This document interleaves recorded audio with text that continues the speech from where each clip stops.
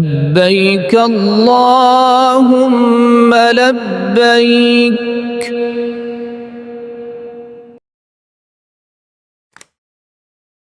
Assalamualaikum warahmatullahi wabarakatuh, sahabat dimanapun berada. Alhamdulillah dan terima kasih kepada yang sudah like dan subscribe.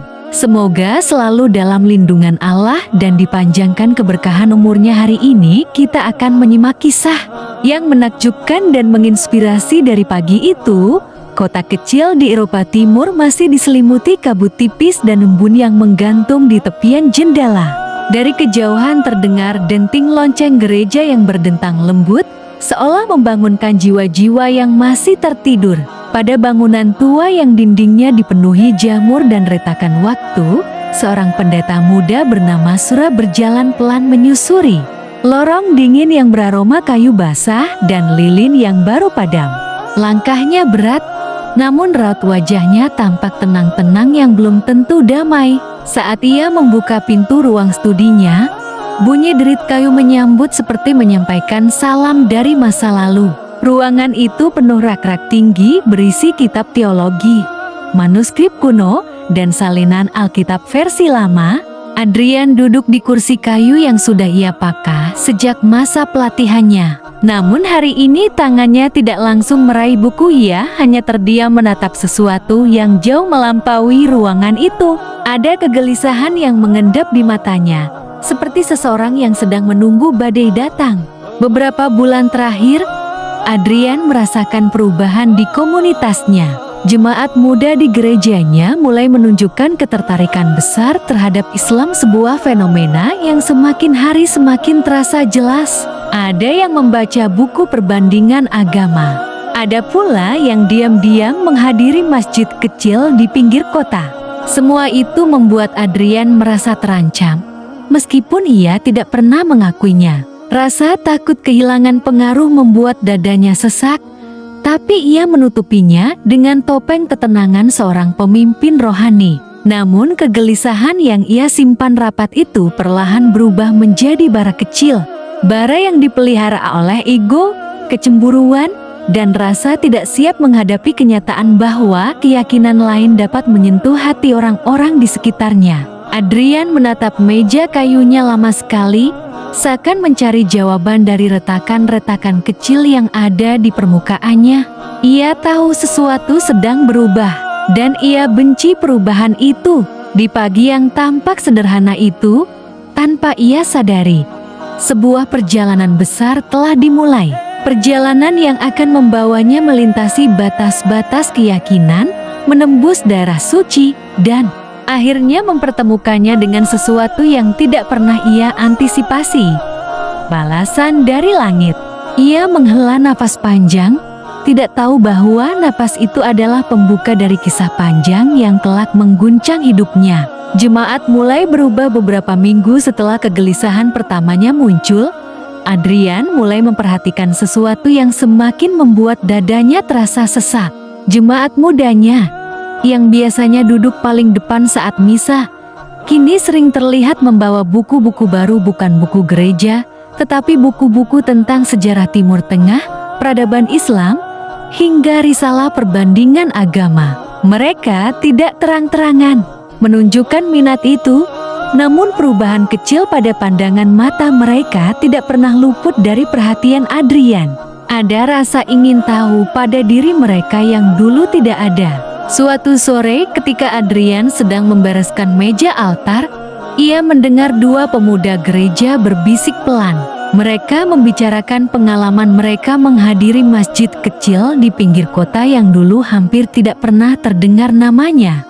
Mereka menceritakan keramahan jamaah, ketenangan saat syalat, dan bagaimana kajian yang mereka dengar membuat hati mereka lebih ringan. Kata ringan itu berputar-putar di kepala Adrian. Ia merasa tertusuk, bukan oleh kata-kata mereka, tetapi oleh kenyataan bahwa mereka mendapatkan sesuatu dari tempat lain, bukan dari dirinya. Sejak hari itu, Adrian mulai memperhatikan setiap gerak-gerik jemaatnya. Ada yang datang ke gereja dengan wajah damai, berbeda dengan biasanya. Ada yang tampak lebih lembut ketika berbicara, lebih sabar, seakan mempraktikkan ajaran baru yang menyentuh batin mereka. Walaupun mereka tidak mengatakan apapun, perubahan itu terasa jelas dan semakin jelas, semakin berat beban yang menekan hati Adrian. Adrian mencoba membujuk dirinya sendiri bahwa ini hanya fase sesaat, bahwa rasa penasaran mereka akan hilang dengan sendirinya. Tetapi data yang ia kumpulkan dari pengamatannya justru semakin menunjukkan bahwa Islam memberikan sesuatu yang tidak bisa ia beri. Jawaban yang sederhana namun dalam, ketenangan yang tidak dibuat-buat, dan komunitas yang hangat tanpa terlihat fanatik.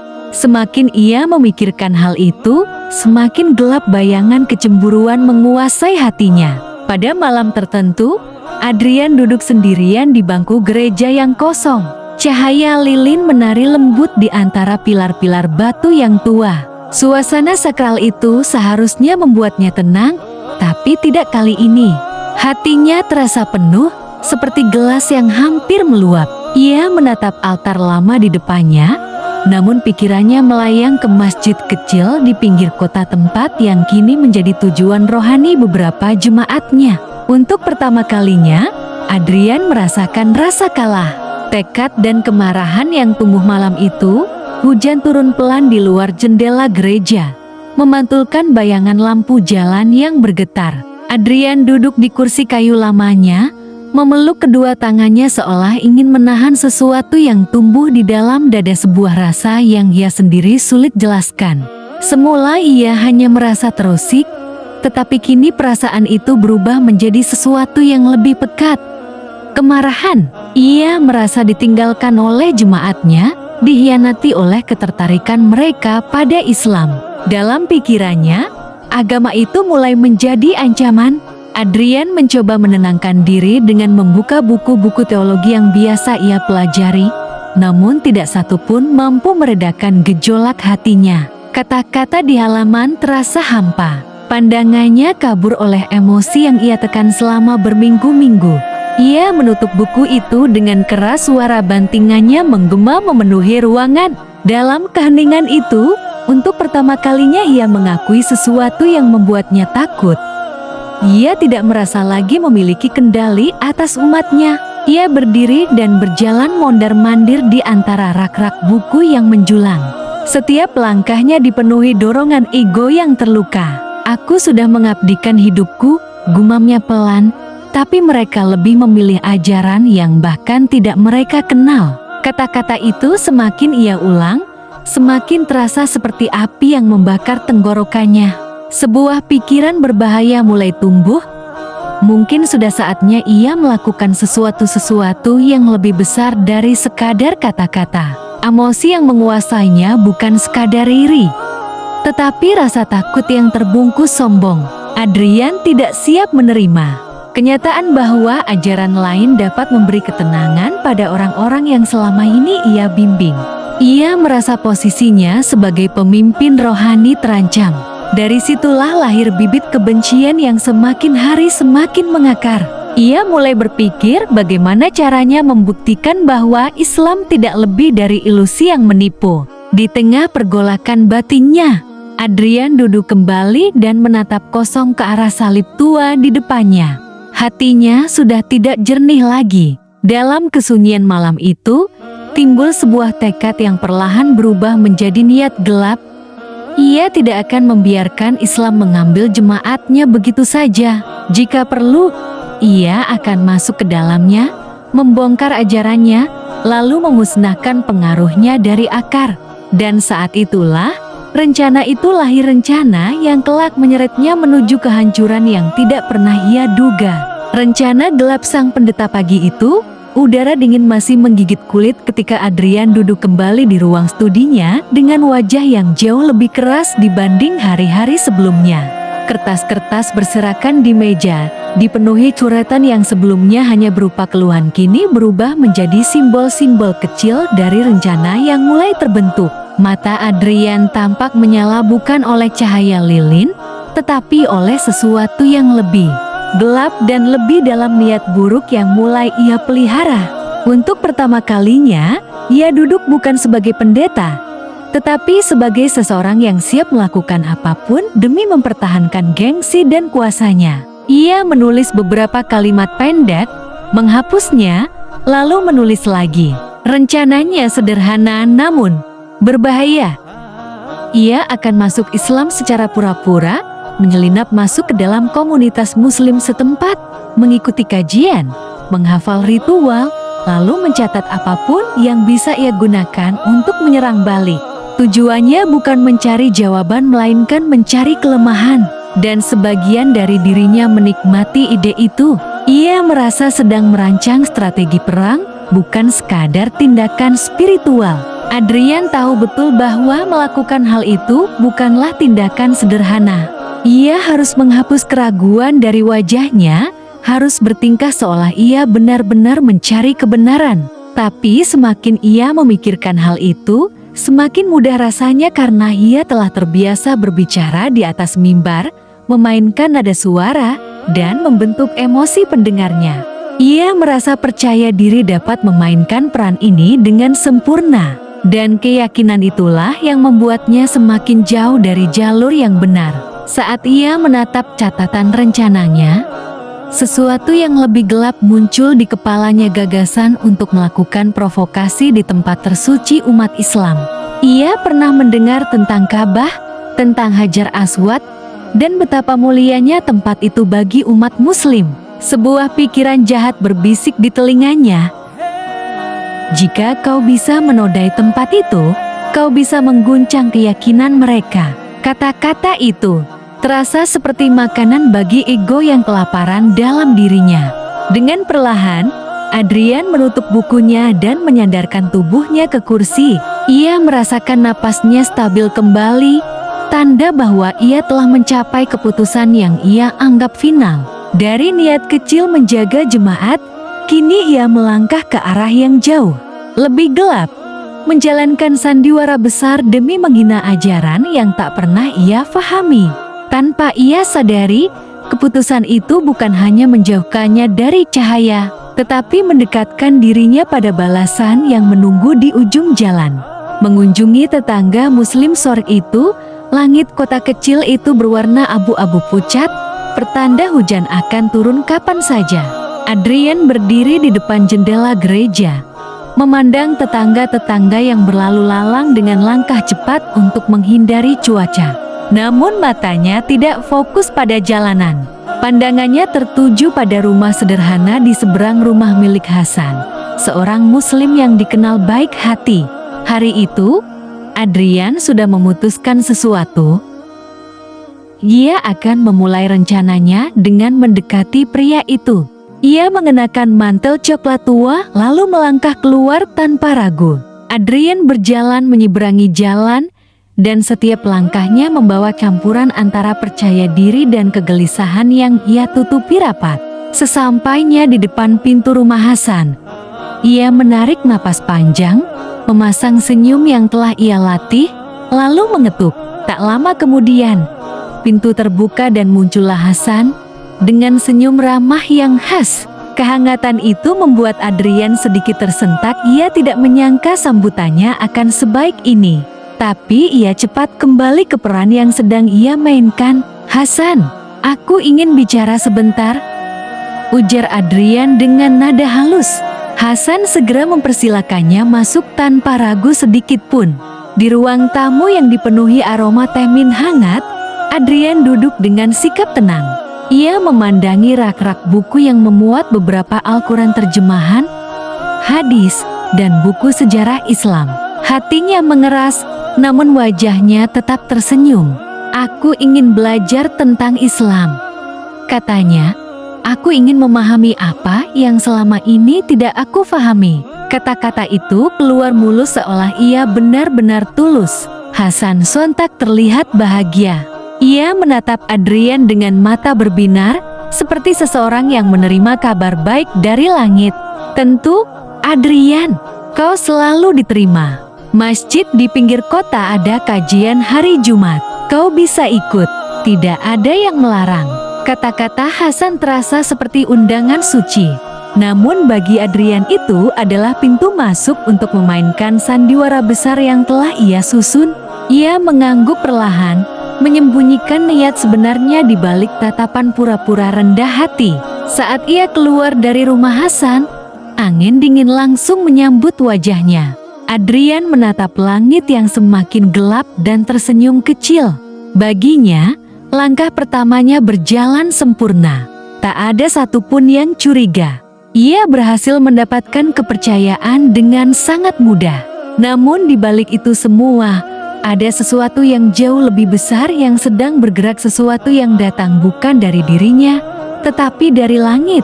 Sebuah perjalanan yang ia kira sedang ia kendalikan, padahal perlahan justru membawanya menuju akhir yang tidak ia bayangkan. Syahadat pura-pura hari Jumat itu, masjid kecil di pinggir kota tampak lebih ramai dari biasanya. Udara dingin menyelinap masuk setiap kali pintu terbuka, membawa aroma tanah basah yang baru tersiram hujan pagi. Para jamaah berdatangan dengan wajah hangat dan senyum lelah setelah bekerja. Di antara mereka, seseorang muncul dengan langkah hati-hati, Adrian. Ia berdiri sejenak di depan masjid, menatap kubah kecilnya yang berwarna hijau lembut. Hatinya berdegup cepat, entah karena gugup memainkan peran, atau karena aura tempat itu yang berbeda dari yang ia bayangkan. Hasan yang melihatnya dari dalam segera menghampiri dengan wajah berbinar. "Adrian, kau datang tepat waktu." Tanpa menunggu, ia menggandeng lengan Adrian dan membawanya masuk ke dalam masjid. Suasana masjid itu hangat dan damai. Karpet merah tebal membentang rapi, dindingnya dipenuhi kaligrafi yang memantulkan cahaya lembut dari lampu gantung. Adrian tidak pernah membayangkan interior masjid terasa setenang ini. Namun ia menepis semua perasaan itu. Ia fokus pada rencana besarnya. Setelah syalat selesai, beberapa jamaah duduk berkumpul di bagian depan. Imam masjid, seorang pria tua dengan wajah teduh, memandang Adrian dengan lembut. Hasan bilang, "Kau ingin mengucapkan syahadat?" Adrian tersenyum tipis. Ia menundukkan kepala, meniru gestur kerendahan hati yang sering ia lihat dari orang lain. "Ya, saya ingin masuk Islam," jawabnya pelan. Kalimat itu meluncur sempurna dari bibirnya, seperti dialog yang sudah ia hafal berulang kali. Ketika imam menggenggam tangan Adrian dan mengajaknya mengucap 2 kalimat syahadat, suasana terasa hening tetapi penuh getaran spiritual. Jamaah melihat dengan mata berkaca-kaca. Beberapa menunduk, beberapa tersenyum haru, namun di balik semua itu, hanya Adrian yang tahu bahwa kalimat yang ia ucapkan bukan lahir dari keikhlasan, melainkan dari ambisi. Kata-kata suci itu keluar dari mulut yang belum siap menerima makna sebenarnya. Tetapi bagi para jamaah, ini adalah momen besar, momen yang membuat mereka merasa menyambut saudara baru. Setelah prosesi selesai, jamaah berdiri bergantian memeluknya. Ada yang membawakan tasbih baru, ada yang menawarkan bantuan, bahkan ada yang mengundangnya makan malam bersama. Adrian tersenyum pada mereka semua, memainkan peran sempurna sebagai mualaf yang bersyukur. Namun jauh di lubuk hatinya, ia justru merasa semakin yakin bahwa rencananya akan berjalan tanpa hambatan. Tidak ada yang mencurigainya, tidak ada yang mempertanyakan motifnya. Dunia seolah membuka jalan untuknya, padahal perlahan membawa dirinya ke jurang yang ia gali sendiri. Kajian yang mengusik hatinya sejak hari ia mengucap syahadat. Adrian mulai rutin menghadiri kajian di masjid kecil itu. Awalnya, ia duduk di barisan paling belakang, menunduk dan berpura-pura malu. Tapi sebenarnya ia sedang mengamati segalanya. Cara jamaah duduk, cara mereka menyimak, dan bagaimana sang imam menjelaskan ayat demi ayat. Ia mencatat setiap detail, bukan untuk belajar, tapi untuk mencari kelemahan yang bisa ia jadikan bahan serangannya nanti. Namun, justru di tempat itulah benih-benih aneh mulai tumbuh di hatinya. Satu malam, imam membacakan ayat tentang ketenangan hati yang hanya dapat ditemukan melalui mengingat Allah. Suaranya lembut, penuh kasih sayang, seperti seorang ayah yang sedang menenangkan anaknya. Adrian, yang biasanya mengabaikan setiap kalimat yang ia dengar, mendadak merasakan sesuatu menusuk dadanya, sebuah kehangatan yang tidak pernah ia temukan dalam seluruh tahun pengabdiannya sebagai pendeta. Ia mencoba menepisnya, namun sensasi itu tidak mau hilang begitu saja. Saat imam menjelaskan makna ayat itu, jamaah mendengarkan dengan mata berkaca-kaca. Adrian melihat mereka satu persatu, para pekerja, pemuda, orang tua, bahkan anak kecil yang duduk di pangkuan ayahnya. Tidak ada kepalsuan dalam tatapan mereka. Tidak ada ego.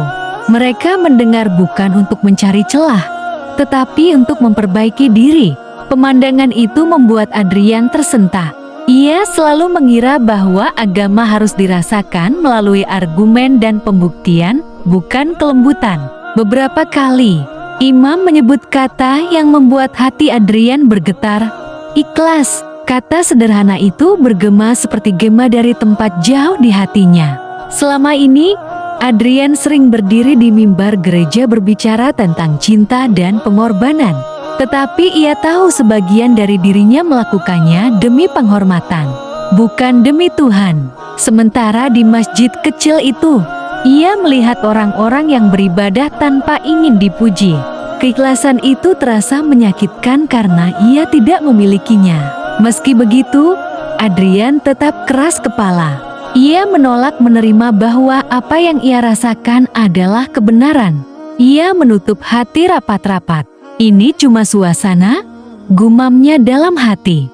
Ini cuma permainan emosi. Namun ia tahu ia sedang berbohong pada dirinya sendiri. Setiap kajian yang ia hadiri membuat hatinya sedikit bergetar, sedikit berubah, meski ia tidak ingin mengakuinya. Dan perubahan kecil itu kelak akan berperan besar dalam nasibnya. Keinginan aneh ingin umrah hari-hari berikutnya berlalu, dan Adrian semakin dalam memainkan peran barunya sebagai seorang mualaf. Ia hadir di setiap kajian, ikut serta dalam kegiatan kecil komunitas, bahkan sesekali membantu membersihkan area masjid, sambil tersenyum seolah ia benar-benar menikmati semuanya. Namun di balik senyum itu, ada rencana yang semakin matang, rencana yang jauh lebih besar dari sekadar memata-matai. Suatu malam, ia mendengar jamaah membicarakan keberangkatan umrah yang akan berlangsung dalam beberapa bulan ke depan. Kata umrah itu langsung menancap dalam pikirannya, menghadirkan peluang baru untuk menjalankan provokasi yang lebih besar. Adrian pulang malam itu dengan langkah panjang dan cepat. Di ruang studinya, ia duduk di depan meja, membuka catatannya, dan memasukkan satu poin besar baru, ikut umrah. Ia tahu bahwa keberangkatan ke Tanah Suci akan memberinya akses ke tempat yang paling dimuliakan oleh umat Islam, Ka'bah dan Hajar Aswad. Jika ia berhasil masuk sampai ke sana, ia bisa melakukan aksi provokatif yang akan mengguncang banyak orang.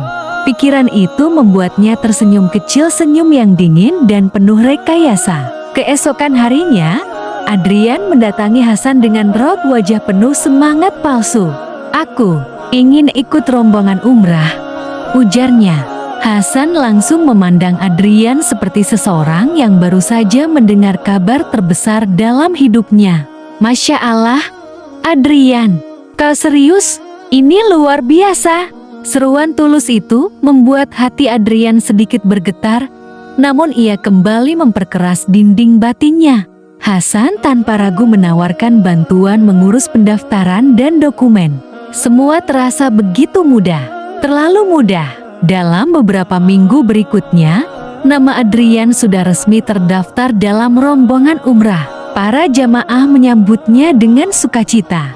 Ada yang membantunya membeli perlengkapan ihram, ada yang mengajari doa-doa pendek untuk tawaf dan sa'i. Mereka memperlakukannya seperti saudara baru yang harus dibimbing dan dijaga. Adrian merasa seperti seorang raja dalam kerumunan orang-orang yang tidak tahu bahwa ia sedang bermain peran. Namun jauh di lubuk hatinya, ada bisikan halus yang membuatnya tidak nyaman dengan ketulusan ini. Malam sebelum keberangkatan, Adrian duduk sendirian di ranjang. Ia memandang pakaian ihram yang terlipat rapi dengan kain putih bersih yang memantulkan cahaya lampu malam. Ada sesuatu yang berbeda saat itu. Jantungnya berdebar lebih cepat dari biasanya. Ia menatap dirinya di cermin wajah yang biasanya penuh keyakinan kini tampak ragu. Apakah ia benar-benar siap melakukan penghinaan di tempat suci? Namun hatinya yang gelap menolak keraguan itu. Ia mengingat tujuan awalnya, menutup perasaan yang mencoba keluar. Besok, semuanya dimulai, bisiknya pelan. Perjalanan menuju tanah suci hari keberangkatan akhirnya tiba. Bandara kota itu dipenuhi orang-orang yang membawa koper besar, tas jinjing, dan wajah penuh harapan. Di tengah keramaian itu, Adrian berdiri memegang paspor dan tiketnya. Ia mengenakan jaket hitam tebal, tetapi di balik lapisan pakaian itu, hatinya terasa bergetar. Ia melihat para jamaah muslim saling menyapa dengan salam hangat, tersenyum satu sama lain, membagikan kurma, dan memperbaiki barang bawaan. Pemandangan itu terasa asing, terlalu tulus, terlalu hangat, dan membuat Adrian merasa seperti seseorang yang menginjak lantai yang bukan miliknya. Ketika rombongan berkumpul, Hasan melambaikan tangan memanggil Adrian dengan senyum paling lebar yang pernah ia lihat. "Di sini, Adrian, kau bersama kelompok kami." Hasan menepuk bahunya seperti seorang saudara lama. Jamaah lain pun menyambutnya, ada yang memberikan roti kecil, ada yang menanyakan apakah ia membutuhkan sesuatu. Adrian mengangguk dan tersenyum, memainkan perannya dengan waktu yang tepat. Namun jauh di dalam dirinya, ia merasakan ketidaknyamanan. Kenapa orang-orang ini begitu baik, padahal mereka bahkan belum mengenalnya? Dalam pesawat, suasana lebih tenang. Para jamaah sibuk membaca doa perjalanan, ada yang membuka mushaf kecil, ada yang memejamkan mata sambil berzikir. Adrian duduk di kursinya, memperhatikan mereka dari sudut mata. Ia ingin meremehkan kebiasaan itu, ingin menertawakannya dalam hati, tetapi entah mengapa, pemandangan itu justru membuat dadanya terasa penuh. Mereka berdoa bukan karena terpaksa, bukan karena tuntutan sosial, tetapi karena keyakinan yang hidup. Bagi Adrian, hal itu sesuatu yang belum pernah ia saksikan dengan begitu dekat. Saat pesawat mulai turun mendekati tanah Arab, jantung Adrian berdetak tak beraturan. Dari jendela kecil di sampingnya, ia bisa melihat hamparan gurun keemasan yang seolah menyala oleh cahaya matahari. Lalu kota suci itu mulai tampak sebagai titik-titik cahaya yang semakin besar. Para jamaah di sekelilingnya menangis pelan, sebagian menutupi wajah dengan tangan, tidak mampu menahan gejolak haru. Hasan memegang lengan Adrian dan berbisik, "Kita akan segera sampai di tanah suci." Ucapan itu menggantung di udara seperti doa yang melayang ke langit. Begitu pesawat mendarat, udara panas yang menyengat seperti menyambut para penumpang dengan pelukan khas tanah Arab. Adrian melangkah keluar dari pintu pesawat dan menghirup napas panjang. Di hadapannya, langit tampak lebih luas, lebih terang, seperti ingin mengungkapkan sesuatu. Para jamaah sujud syukur di landasan kedua setelah kaki mereka menyentuh tanah. Adrian berdiri memandang mereka lama, seperti seseorang yang melihat ritual asing yang sulit dijelaskan. Dalam detik itu, ia merasakan getaran samar di dadanya, seakan bumi suci ini menyentuh sesuatu dalam dirinya yang sejak lama tertidur. Namun ia cepat menepisnya. "Aku kesini untuk rencana besarku, bukan untuk tersentuh." Pertama kali melihat Ka'bah malam pertama di Makkah datang dengan keheningan yang sulit dijelaskan.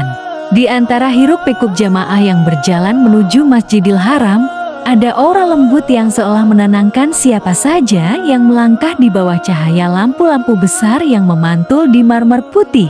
Adrian melangkah bersama rombongan, namun langkahnya terasa berbeda. Setiap kali ia menoleh, ia melihat wajah-wajah penuh haru, mata berkaca-kaca, dan bibir yang tak berhenti berzikir. Namun ia sendiri justru merasakan ketegangan yang membuat napasnya berat. Ia tahu, dalam hitungan menit, ia akan melihat sesuatu yang selama ini hanya ia dengar dari cerita orang. Ka'bah begitu melewati gerbang besar masjid, seakan seluruh dunia terdiam. Suara langkah kaki, bisikan doa, bahkan denting logam pagar semuanya tenggelam dalam satu pandangan. Ka'bah yang berdiri tegak, hitam pekat dengan kiswah emas yang memantulkan cahaya. Adrian berhenti tanpa sadar. Matanya membesar, bukan karena rasa takjub seperti jamaah lain, tetapi karena sesuatu yang menghentikan seluruh detak hatinya. Inilah tempat yang ingin ia jadikan lokasi penghinaan, namun kenyataan di depannya jauh lebih megah, lebih kuat, lebih mengguncang daripada apapun yang pernah ia bayangkan. Hasan yang melihatnya berdiri terpaku segera mendekat dan menepuk bahunya. Adrian, itu Ka'bah, rumah Allah. Suaranya bergetar, seperti seseorang yang sedang menyampaikan rahasia terpenting dalam hidupnya. Adrian tidak langsung menjawab. Matanya terpaku, tetapi hatinya bergolak seperti ombak besar. Ia ingin bersikap dingin, ingin meremehkan tempat itu. Tetapi tubuhnya justru merasakan sesuatu yang tidak pernah ia alami sebelumnya, getaran halus, seperti magnet yang menarik hati tanpa izin. Ketika rombongan mulai berjalan menuju area tawaf, Adrian mengikuti dengan langkah pelan. Ia memperhatikan jamaah yang menangis sambil mengangkat tangan, memuji Allah dengan suara yang pecah oleh haru. Bahkan orang-orang yang tampak kuat pun tersungkur dalam sujud panjang seolah melepaskan beban puluhan tahun. Adrian menatap mereka satu persatu, dan untuk pertama kalinya dalam hidupnya, ia merasakan rasa kecil-kecil di hadapan sesuatu yang begitu besar, yang tidak bisa ia lawan dengan argumen atau kata-kata. Saat ia semakin dekat, Ka'bah tampak semakin tinggi, semakin megah. Kain hitamnya bergerak pelan tertiup angin malam, sementara tulisan emas di pinggirnya bersinar seperti cahaya langit. Adrian menelan ludah, dadanya terasa sesak oleh campuran takut, kagum, dan gelombang emosi yang tidak ia pahami. Kenapa tempat ini terasa seperti melihat kebenaran langsung di depan mata, pikirnya. Namun cepat-cepat ia mengusir rasa itu. Tidak boleh goyah sekarang. Aku datang ke sini untuk rencanaku. Walau begitu, hatinya tahu satu hal, Ka'bah telah meninggalkan bekas yang tidak akan hilang. Target Hajar Aswad malam itu. Setelah tawaf pertama selesai, rombongan mulai duduk beristirahat di lantai marmer Masjidil Haram yang dingin namun menenangkan. Adrian duduk agak menjauh, memegang botol air zam-zam sambil memandangi para jamaah yang masih tenggelam dalam doa. Namun pikirannya berjalan ke arah lain, arah yang gelap. Matanya perlahan bergerak ke sisi timur Ka'bah, tempat Hajar Aswad berada. Batu hitam yang dikelilingi perak itu menjadi titik pusat perhatian jutaan umat Islam. Semakin ia melihatnya, semakin besar keinginannya untuk menjadikannya target aksinya. Adrian menunduk, pura-pura minum zam-zam, sambil sebenarnya sedang merencanakan gerakannya. Ia tahu bahwa Hajar Aswad adalah salah satu tempat paling padat, di mana jamaah dari berbagai negara berkumpul, berdasarkan hanya untuk mencium batu yang mereka yakini penuh berkah. Bagi Adrian yang penuh niat buruk, keramaian itu bukan halangan melainkan peluang. Jika aku bisa menyelinap di antara mereka, tidak ada yang akan melihat aksi itu dengan jelas, pikirnya. Meski demikian, bagian kecil dalam dirinya justru merasakan ketakutan yang tidak ia akui. Sementara rombongan duduk berzikir, Adrian melihat kerumunan di sekitar Hajar Aswad bergerak seperti gelombang manusia yang tidak pernah berhenti. Ada yang menangis, ada yang tersenyum penuh syukur, ada pula yang memegang dada mereka sambil membaca doa-doa pendek. Pemandangan itu membuat Adrian merasa semakin terisolasi. Ia satu-satunya orang di sana yang datang bukan dengan niat ibadah. Semakin ia menyadarinya, semakin ia merasa jantungnya berdebar tidak stabil. Namun ego di dalam dirinya terus mendorongnya. Ini kesempatan. Lakukan apa yang harus kau lakukan. Ia menggeser tangannya ke dalam saku ihram, memastikan kamera kecil yang ia bawa masih terpasang di posisi aman. Perangkat itu ia siapkan jauh sebelum keberangkatan, dengan harapan bisa merekam aksinya sebagai bukti untuk bahan ceramah provokatif yang akan ia buat sepulang nanti. Ketika jarinya menyentuh alat itu, ia merasakan dingin logam yang membuat hatinya semakin mantap. Namun bersamaan dengan itu, muncul pula kegelisahan yang tidak bisa ia jelaskan seperti seseorang yang sedang berdiri di ambang jurang. Ketika rombongan mulai bangkit kembali untuk melanjutkan tawaf kedua, Adrian berdiri sedikit lebih cepat dari mereka. Ia melirik sekali lagi ke arah Hajar Aswad dan sebuah bisikan gelap di dalam dirinya berkata, "Besok itu akan menjadi tempat pertama dari rencana besarmu." Ia menarik napas dalam-dalam, mencoba menenangkan detak jantungnya. Namun di balik ketegasan rencananya, ia tidak sadar bahwa tanah suci ini telah mulai bekerja menghadapi niat buruknya tanpa ia ketahui, tanpa ia sadari.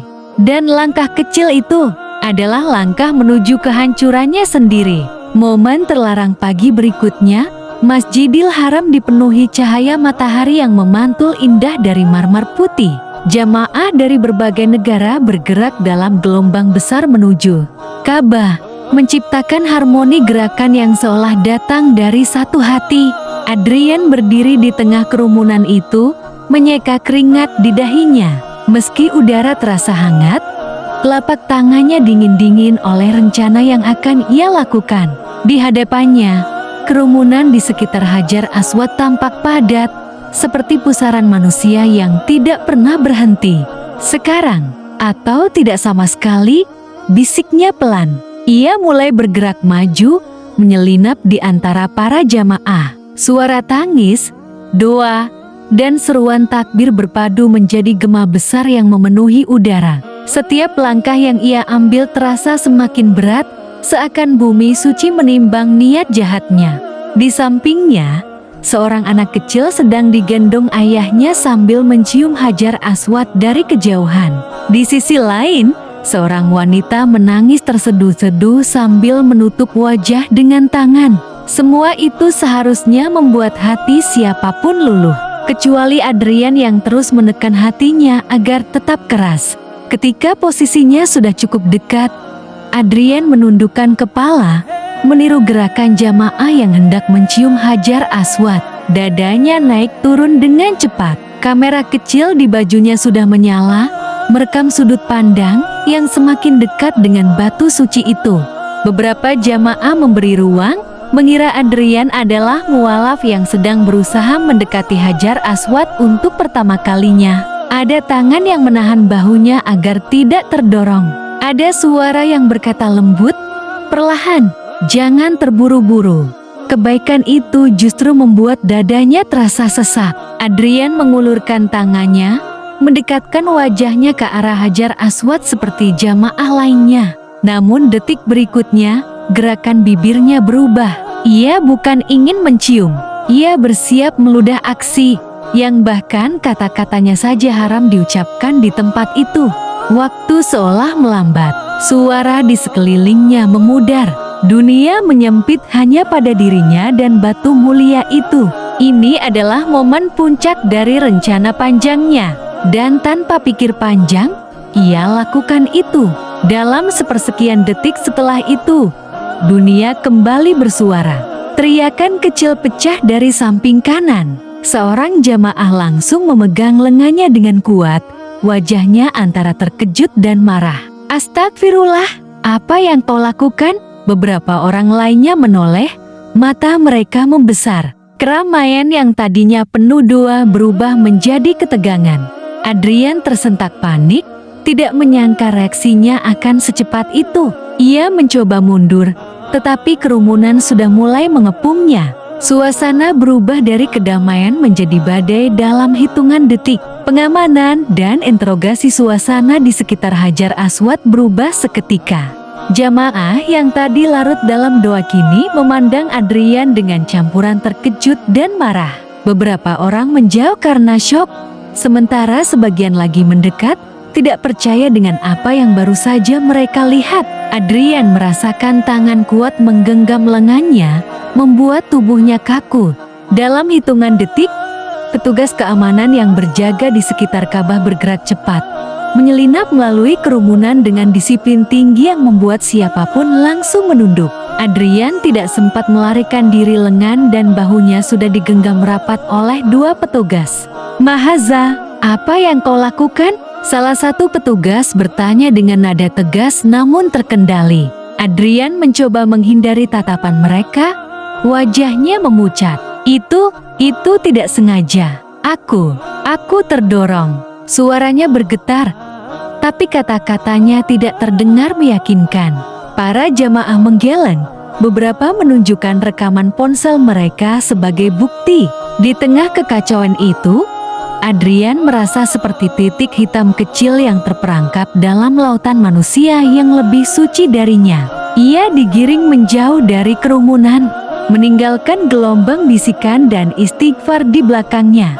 Ia dibawa menuju area khusus di dalam Masjidil Haram, melewati lorong-lorong yang biasanya hanya dilalui petugas. Lorong itu sepi, dingin, dan penuh pantulan cahaya lampu yang terasa menusuk mata. Setiap langkah yang ia buat menggemakan rasa bersalah yang mulai menekan dinding hatinya.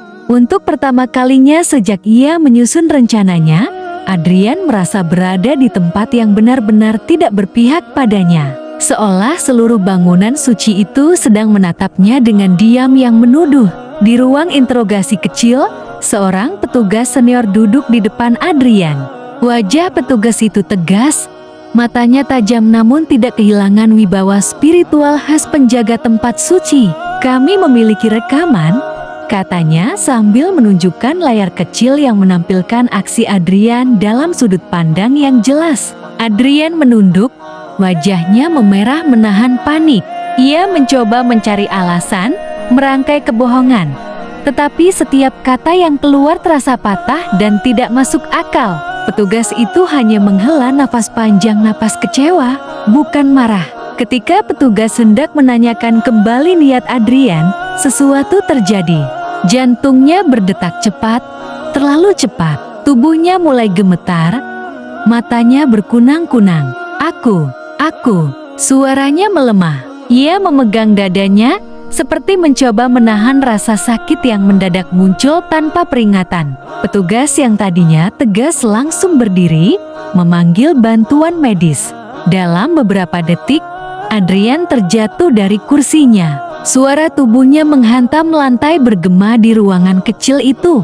Dan pada saat itulah, semua orang di ruangan itu tahu bahwa apa yang terjadi bukan sekadar interogasi biasa tapi sebuah balasan yang datang tanpa menunda. Balasan yang datang seketika para petugas segera memanggil tim medis Masjidil Haram. Mereka berlari memasuki ruangan interogasi kecil itu dengan membawa perlengkapan darurat. Sementara Adrian tergeletak di lantai, napasnya tersengal-sengal, matanya berputar tidak fokus. Wajahnya pucat seperti seseorang yang baru saja melihat kematian dari jarak 1 jengkal. Petugas yang sebelumnya menginterogasinya kini berlutut di samping tubuh Adrian dengan wajah khawatir, bukan karena belas kasihan personal, tetapi karena setiap nyawa di tanah suci adalah amanah besar. Namun tetap saja, ada sesuatu dalam kejadian itu yang terasa seperti peringatan dari langit. Seorang dokter menekan dadanya untuk memastikan denyut. Namun denyut itu tidak stabil. "Ritmia sangat cepat," gumam dokter itu sambil memberi isyarat agar alat oksigen dibuka. Adrian merasakan dunia berputar. Ia berusaha berbicara, tapi tiap kata hanya keluar sebagai bisikan pecah. Dalam sekejap, seluruh rencana jahat yang ia bangun selama berbulan-bulan itu terasa begitu kecil, begitu bodoh. Bayangan Hajar Aswad, Ka'bah, dan jamaah yang menatapnya dengan marah bergantian muncul dalam pikirannya seperti kilatan dosa yang diputar kembali. Dadanya semakin sesak, seakan bumi suci itu sendiri menutup pintu terhadapnya. Di luar ruangan, beberapa petugas lain berdiri gelisah. Mereka tidak bersorak, tidak merasa puas, dan tidak menertawakan kejadian itu. Semuanya berdiri dengan ekspresi takut dan serius. Mereka tahu, di tempat yang suci seperti ini, tidak ada kebetulan. Setiap niat, baik atau buruk, ditimbang dengan cara yang tidak selalu bisa dipahami manusia. Salah satu petugas menunduk sambil beristighfar, memohon perlindungan dari segala dosa yang tidak ia ketahui. Di tempat yang dimuliakan ini, melihat balasan langsung seperti itu membuat mereka merinding ketakutan. Kembali di dalam ruangan, tubuh Adrian mulai melemah. Tangannya terangkat sedikit, seolah berusaha meraih sesuatu yang tidak terlihat.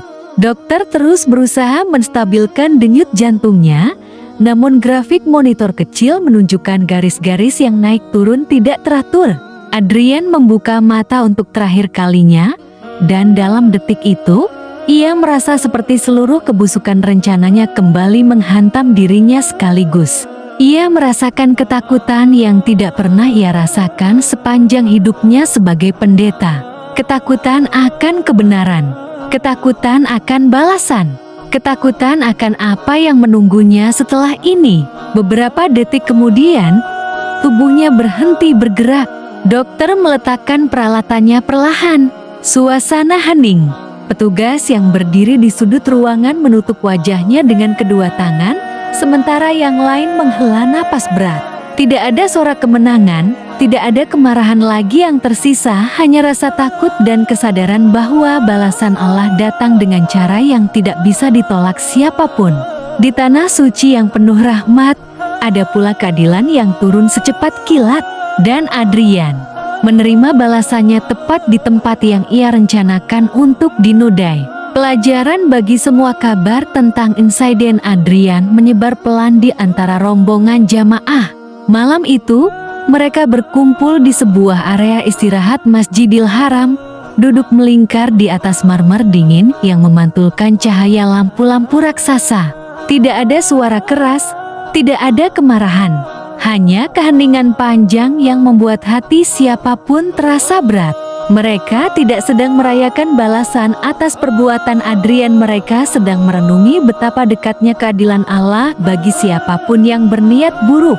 Dalam diam itu, setiap jamaah menunduk, sadar bahwa tanah suci bukan sekadar tempat ibadah, tetapi tempat di mana hati manusia dibuka dan niat manusia dibalas tanpa tertunda. Hasan, yang paling terpukul, duduk memeluk tasbih di tangannya. Ia tidak menyangka bahwa orang yang ia anggap saudara baru ternyata datang dengan maksud penghinaan. Namun ia juga tidak mampu membenci Adrian. Betapa rapuhnya hati manusia, bisiknya, dan betapa cepatnya Allah menunjukkan jalannya. Dalam kesedihan itu, ia menyadari sesuatu, bahwa kebaikan yang ia berikan bukanlah kesia-siaan. Ia telah berbuat tulus. Balasan untuk ketulusan adalah pahala, bukan rasa kecewa. Sedangkan Adrian, ia hanya menuai apa yang ia tanam. Sementara itu, beberapa jamaah lain beristighfar tulus. Mereka tidak ingin hati mereka mengeras oleh rasa dendam atau kesombongan. Ini peringatan bagi kita semua, ucap salah satu dari mereka, bahwa niat adalah segalanya, dan bahwa tempat ini bukan untuk bermain-main. Kata-kata itu disambut anggukan pelan. Mereka sadar, jika seseorang datang ke tanah suci dengan hati bersih, ia akan pulang dengan cahaya yang kuat.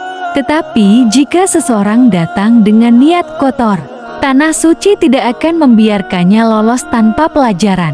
Di kejauhan, Ka'bah berdiri megah, hitam dan tenang, seolah menyaksikan setiap kejadian tanpa perlu berkata sepatah kata pun. Cahaya lampu membuat kiswah berkilau seperti permadani langit yang turun ke bumi. Melihat itu, hati jamaah dipenuhi rasa syukur dan takut. Mereka tidak hanya melihat bangunan suci, mereka melihat simbol kekuasaan Allah yang tidak bisa dilawan oleh siapapun, bukan oleh kata-kata, bukan oleh tipu daya, dan bukan oleh rencana manusia. Di hadapan Ka'bah, manusia hanyalah hamba, sekecil apapun kehebatannya di dunia. Malam itu menjadi penutup perjalanan batin mereka.